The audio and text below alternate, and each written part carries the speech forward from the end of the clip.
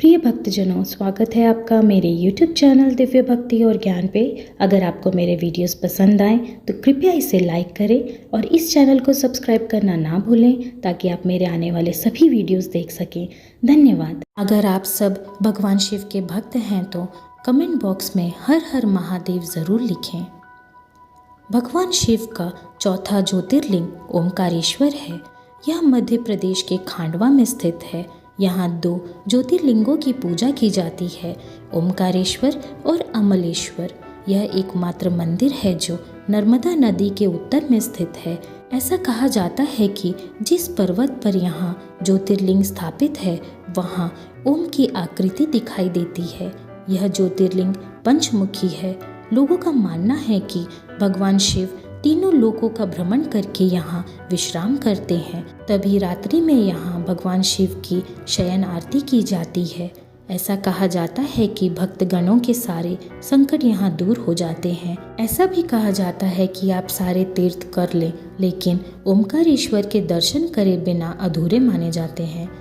ओमकार का उच्चारण सर्वप्रथम सृष्टिकर्ता ब्रह्मा के मुख से हुआ था।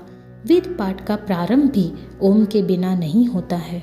उसी ओमकार स्वरूप ज्योतिर्लिंग श्री ओमकारेश्वर है, अर्थात यहाँ भगवान शिव जी ओमकार स्वरूप में प्रकट हुए हैं। आपको बता दें कि ओमकारेश्वर ज्योतिर्लिंग को शिव महापुराण में परमेश्वर लिंग कहा गया है।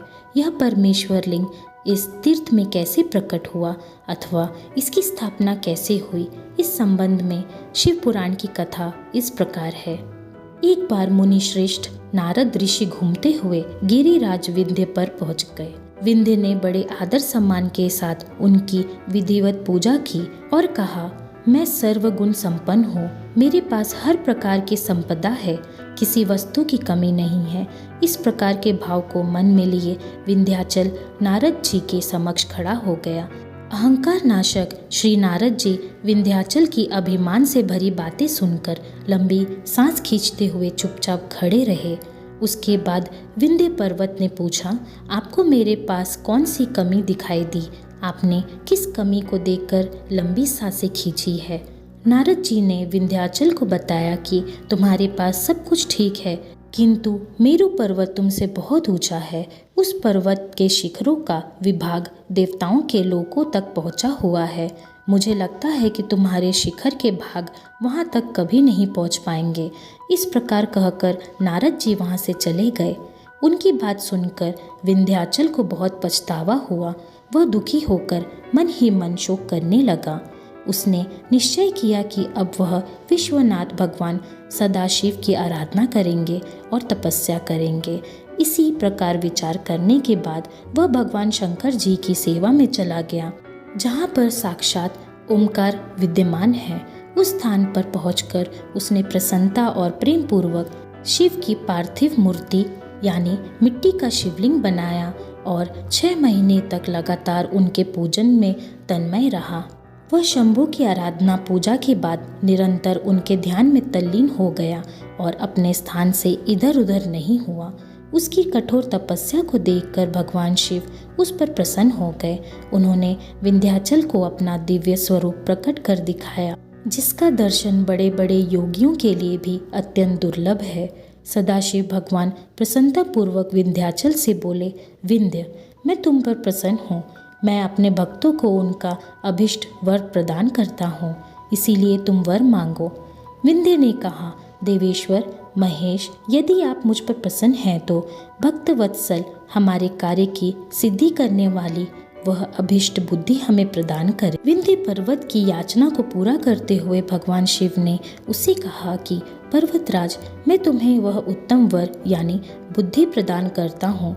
तुम जिस प्रकार का काम करना चाहो वैसा कर सकते हो। मेरा आशीर्वाद तुम्हारे साथ है। भगवान शिव ने जब विंध्य को उत्तम वर दे दिया, उसी समय देवगण तथा शुद्ध बुद्धि और निर्मल चित्त वाले कुछ ऋषिगण भी वहां आ गए। उन्होंने भी भगवान शंकर जी की विधिवत पूजा की और उनकी स्तुति करने के बाद उनसे कहा, प्रभु, आप हमेशा के लिए यहाँ स्थिर होकर निवास करें। देवताओं की बात से महेश्वर भगवान शिव को बहुत प्रसन्नता हुई। लोगों को सुख पहुंचाने वाले परमेश्वर शिव ने उन ऋषियों तथा देवताओं की बात को प्रसन्नतापूर्वक स्वीकार कर लिया। वहां स्थित एक ही ओमकार लिंग 2 स्वरूप में विभक्त हो गए। प्रणव के अंतर्गत जो सदाशिव विद्यमान हुए उन्हें ओमकार नाम से जाना जाता है। इसी प्रकार पार्थिव मूर्ति में जो ज्योति प्रतिष्ठित हुई वह परमेश्वर लिंग के नाम से विख्यात हुई। परमेश्वर लिंग को ही अमलेश्वर भी कहा जाता है। इस प्रकार भक्तजनों को अभीष्ट फल प्रदान करने वाले ओंकारेश्वर और परमेश्वर यानी अमलेश्वर नाम से शिव के ये ज्योतिर्लिंग जगत में बहुत प्रसिद्ध हुए। हर हर महादेव।